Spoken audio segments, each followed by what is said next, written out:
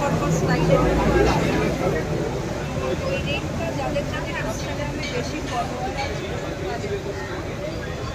Sir, কালকে থেকে আজকে তো জুনিয়র ডাক্তাররা তারা গতকাল থেকেই অনশনে বসেছেন, আপনারাও কি সিনিয়র ডাক্তাররা কি অনশনে ওদের পাশে থাকতে কি আপনারাও বসছেন? হ্যাঁ, আমরা আজকে আমাদের চিকিৎসা জয়েন্ট প্ল্যাটফর্ম ডক্টরসের প্রতিনিধি দল জয়নগর কুলতলি যাচ্ছেন। আমরা আজকেই বসলাম। আমরা আগামীকাল হচ্ছে যে আমরা এই অনশনের জুনিয়রদের অনশনের সংহতিতে আমরা হচ্ছে যে অনশনে বসবো। 12 ঘন্টার প্রতিটি অনশনে আমরা এখানেই বসবো। যেটা হচ্ছে সেই যে 10 দফা দাবি জুনিয়র চিকিৎসকরা রেখেছে, সেই 10 দফা দাবি আপনার 10 দফা দাবির পূর্ণ সমর্থন করছি সিনিয়র ডাক্তাররা এবং তাদের আন্দোলনের সিনিয়রদের আন্দোলনের সম্পূর্ণভাবে আমরা সিনিয়ররা আছি। আমাদের সমর্থন রইল, আমাদের সংহতি রইল। কারণ এই যে 10 দফা দাবি সেটা ন্যায্য দাবি এবং এর অনেকগুলো দাবি সরকার এর আগে প্রতিশ্রুতি দিয়েছে, কিন্তু পালন করেনি।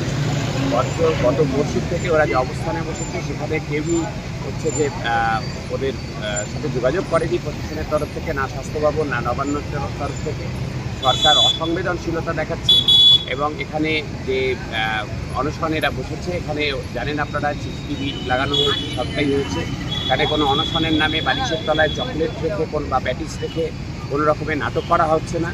এটা যে অনশন ওরা জীবন বাজি রেখে ওরা নেমেছে এবং এটা জেলায় জেলায় ছড়াবে। জেলাতে যে মেডিকেল কলেজগুলো আছে সেখানে জেলাতেও জুনিয়র ডাক্তাররা অনশনে বসবে এরপরে এবং এই আন্দোলনে কিন্তু এরপরে সাধারণ মানুষও অনেকে বসতে চাইছেন, তারাও সংগঠিতে বসতে চাইছেন। ফলে হচ্ছে যে এই অনশন আন্দোলন দুর্বার হবে যদি সরকার হচ্ছে যে দাবিগুলো না মানে, সরকার যদি সংবেদনশীলতা না দেখিয়ে এগিয়ে না আসে দাবি মানতে। আর তাছাড়া এই যদি সরকার দাবি না মানার জন্য, অসংবেদনশীলতা দেখানোর জন্য যদি কোনো রকমের জুনিয়র ডাক্তারদের কারোর কিছু হয় যারা অনুসরণ করছেন, তাহলে তার জন্য সরকার সম্পূর্ণ দায়ী থাকবে এবং তার যা ফলশ্রুতিতে যা যা ঘটবে তার জন্যও সরকার দায়ী। একদমই দেখা যাচ্ছে প্রথম থেকেই জুনিয়র ডাক্তাররা এই যে যেখানে অনুসরণে তাদেরকে প্রায়শই বাধার সম্মুখীন হতে হচ্ছে। প্রথম দিন থেকে পুলিশের লাঠি খাওয়া দিয়ে শুরু হয়েছে যা বসার আগে থেকে এবং তারপরে গতকাল এবং আজকে পুলিশ ডেকোরেটার্স বাঁশ ইত্যাদি আনতে বাধা দিয়েছে। আজকে বায়ো টয়লেট আনতে বাধা দিচ্ছে, সাধারণ মানুষকে আসতে দিচ্ছে না, গাড়ি অন্যদিকে ঘুরিয়ে দিচ্ছে, সিগন্যাল দূরে থামিয়ে দিচ্ছে, নানাভাবে অসহযোগিতা করছে পুলিশ। শান্তিপূর্ণ প্রতিবাদের অধিকার আমাদের সংবিধান দিয়েছে, ভারতের সংবিধান দিয়েছে, সেটা পুলিশ বাধা সৃষ্টি করতে পারে না। এই বেআইনি বাধায় থ্যাংক ইউ স্যার হেনস্থা করছে এই অপরাধী বান্ধব প্রশাসন পশ্চিমবঙ্গ চাইছে না, চায় না।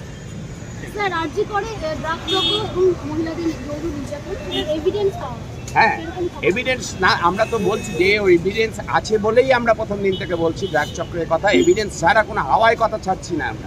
আমরা যা যা বলছি সেগুলো এভিডেন্সের সন্দীপ ঘোষের বিরুদ্ধে অভিযোগ করেছিলাম, আশিস পান্ডের বিরুদ্ধে অভিযোগ করেছিলাম, প্রত্যেকটাই এভিডেন্স প্রমাণিত। বাকিগুলো প্রমাণ হবে। তদন্তকারী সংস্থা যত দ্রুততার সঙ্গে সেই প্রমাণগুলো সামনে নিয়ে আসবে ততই দোষীরা সাজা পাবে। কিন্তু দেখবেন খেয়াল করে যেই সমস্ত অপরাধে কিন্তু জড়িত শাসক দলের নেতারা, শাসক দলের ছাত্র সংগঠনের সভাপতি সে হচ্ছে গ্রেপ্তার হয়েছে এবং যত দুর্নীতি শিক্ষা বলুন, খাদ্য বলুন, স্বাস্থ্য বলুন, সেই শাসক দলের যোগাযোগ। এটা নিয়ে শাসক দল কথা বলুক, তা নিয়ে আগডুম বাগডুম না করে আগডুম বাগডুম বকে তো কোনো লাভ নেই।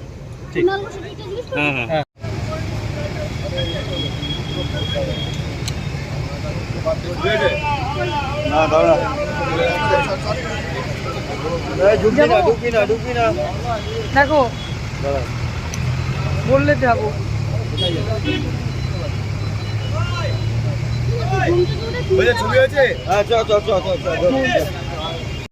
আমরা 12 জনের একটা টিম, চিকিৎসকদের প্রতিনিধি, জয়েন্ট প্ল্যাটফর্ম অফ ডক্টরসের প্রতিনিধি, তারা যাচ্ছি কুলতলিতে। তার কারণ আপনারা জানেন, কুলতলিতে মহিষমারীতে গতকাল যে ঘটনা ঘটেছে সেখানে অপরাধীরা আমাদের রাজ্যের অপরাধী বান্ধব প্রশাসন এবং অসংবেদনশীল জনপ্রতিনিধিরা তারা আরজিকরের ঘটনার, মহিষমারীর ঘটনাকে এক সূত্রে বেঁধে দিয়েছে। এখানে আরজিকরে আমরা যা ভূমিকা দেখেছি পুলিশ প্রশাসনের, মহিষমারীতে যে ভূমিকা দেখেছি একই।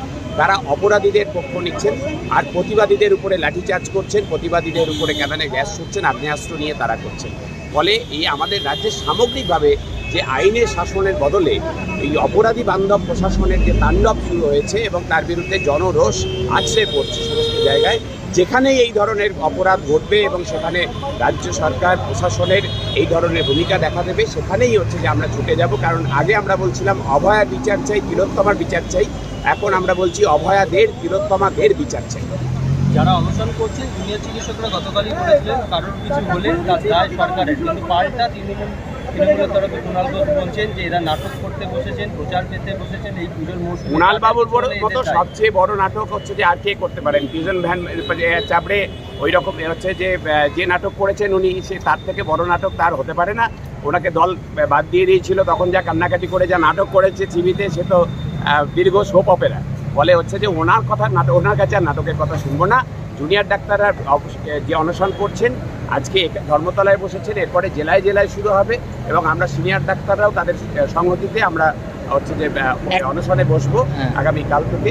ফলে হচ্ছে যে এই অনশন আন্দোলন এটা বৃথা যাবে না, রাজ্যের মানুষ আমাদের সঙ্গে আছেন। আর কুণালবাবুরা ক্রমশ জনবিচ্ছিন্ন হচ্ছেন, তাই তাদেরকে পুলিশ এবং গ্রামবাসীদের তারা খেতে হচ্ছে, এ তো পরিষ্কার হচ্ছে। একটা উনি কম্পারিজন চার্জ তুলনা টানছেন ও আগের সরকারের সঙ্গে সরকার কম্পারিজন। যত কম প্রতিক্রিয়া দেওয়া যায় তত ভালো। ওনার ভালো খিল্লপনায় আপনারা কেন মদত দিচ্ছেন? রাজ্যে অনেক সিরিয়াস ইস্যু রয়েছে, প্রশাসনের ভূমিকা সেই নিয়ে আলোচনা করুন।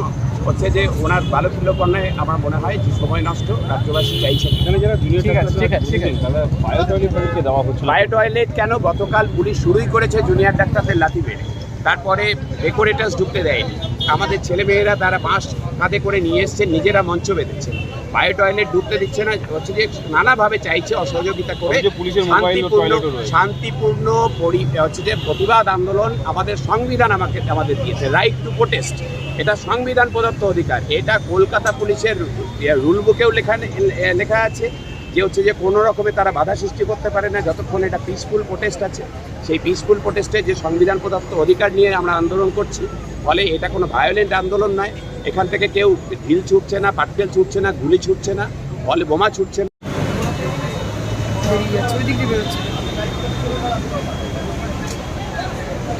বাবাকে নিয়ে আসো না।